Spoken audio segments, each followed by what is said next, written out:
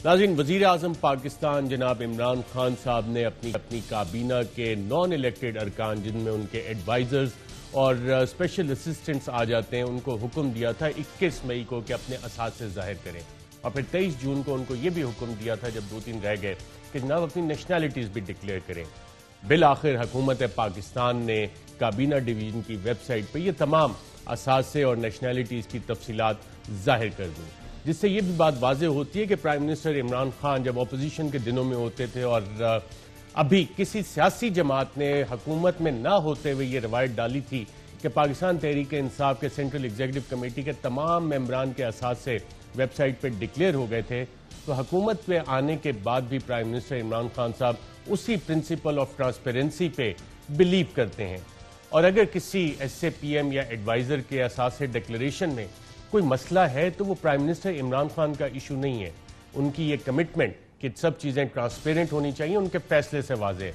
अगर किसी को मसाइल आ रहे हैं कि कोई ग्रीन कार्ड या परमानेंट रेजिडेंसी का फ़र्क समझाए और परमानेंट रेजिडेंसी और ग्रीन कार्ड और इकामे में क्या फ़र्क है वो समझाने की कोशिश करे, तो ये उनका मसला। ये वज़ीर आज़म पाकिस्तान का जो प्रिंसिपल पॉलिसी डिसीजन है वो उस तरफ लेके जा रहा है चीज़ें जहाँ प्राइम मिनिस्टर इमरान खान साहब माजी में कहते थे और बहुत सारी दफ़ा उन्होंने कहा कि अपने असासे पाकिस्तान लेके आएँ, पाकिस्तान में इन्वेस्ट करें।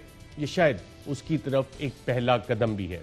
जो चीज़ें सामने आई नाज़रीन, उसमें कम से कम 7 SAPMs इस तरह के थे जिनमें से किसी ना किसी के पास कोई अकामे की रिफाइंड फॉर्म थी। अकामा यूजुअली गल्फ के ममालिक में होता है, UAE हो गया, कतर हो गया, सऊदी अरेबिया हो गया, वहाँ पे नेशनैलिटीज़ तो नहीं मिलती। लेकिन 7 ऐसे थे जिनके पास यूरोपीय अकामे थे, किसी के पास ग्रीन कार्ड, किसी के पास परमानेंट रेजिडेंसी, किसी के पास सिटीजनशिप। और उसके बाद जो असासा डिक्लेरेशंस आई, उसमें से जब आप उनको गौर से पढ़ना शुरू करते हैं तो एक दो में तो ऐसा आपको बड़ा वाज़ेह नज़र आता है कि इतनी जल्दी में उन्होंने कार्रवाई डाली और समझा कि जी PM साहब के डायरेक्टर्स ने चलो कार्रवाई पूरी करनी है ना, कौन पूछेगा। लेकिन जो ये डिक्लेरेशन और काबीना और हुकूमत पाकिस्तान की वेबसाइट पे आई और जो डिक्लेरेशन उन्होंने साइन की है, इसके लीगल कॉन्सिक्वेंसेस भी होंगे।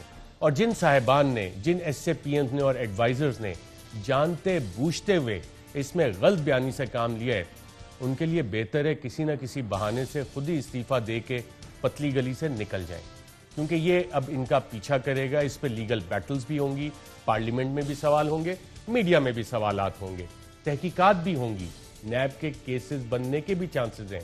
और अगर किसी एक आधे पे कोई JIT बन गई तो उसके लिए ना सिर्फ पाकिस्तान बल्कि शायद बाहर भाग के वैसी ही ज़िंदगी गुजारना पड़े जैसे सलमान शहबाज या दीगर लोग शरीफ ख़ानदान के भागे हुए केसेस से। इसी मौजू पर नाज़रीन थोड़ी तफसील से बात करेंगे।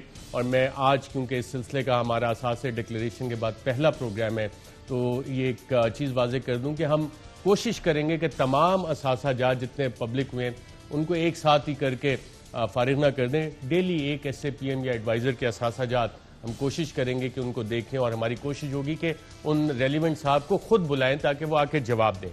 तो आज क्योंकि नेशनल सिक्योरिटी सबसे अहम मौजू होता है और पाकिस्तान की सिक्योरिटी, सालमियत, दिफा, सारा कुछ नेशनल सिक्योरिटी से लिंक्ड होता है, तो हमने सोचा है कि क्यों ना डॉक्टर मोईद यूसुफ साहब को आज इनवाइट किया जाए।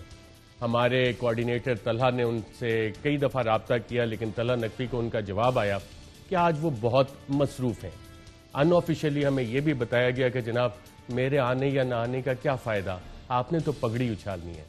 नहीं डॉक्टर मोईद यूसुफ साहब, हमने सिर्फ पगड़ी नहीं उछालनी, हम बड़ी तमीज़ से, तहम्मुल से सवालात करते हैं। जो भी आपके जवाबात हैं वो हम सुनते हैं, क्योंकि आपकी एक रिस्पॉन्सिबिलिटी है आवाम की तरफ। जो सवालात हैं उसमें आवाम भी बहुत से सवालात जानने का, उनके जवाबात जानने का आपसे हक रखती है। तो आज नहीं तो कल टाइम निकाल के ज़रूर आइएगा। और जो चीज़ें भी हम आज सामने रखेंगे कि US इंस्टीट्यूट ऑफ पीस, जहाँ पे आप एसोसिएट वाइस प्रेसिडेंट थे, क्या ये डायरेक्टर CIA को रिपोर्ट करता है, डायरेक्टर सेंट्रल इंटेलिजेंस एजेंसी?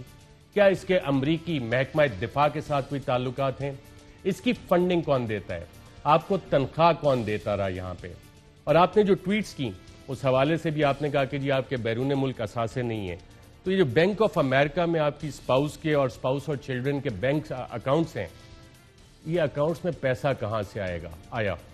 तो ये कुछ सवालात है कि एक गाड़ी भी आपकी held in USA owned by the spouse, तो अगर जस्टिस काजी फ़ाइज़ ईसा की एहलिया से सवालात हो सकते हैं और जस्टिस काजी फ़ाइज़ ईसा को जवाब देने पड़ते हैं, तो डॉक्टर मोईद यूसुफ साहब आपके लिए भी काफ़ी सारे सवालात हैं।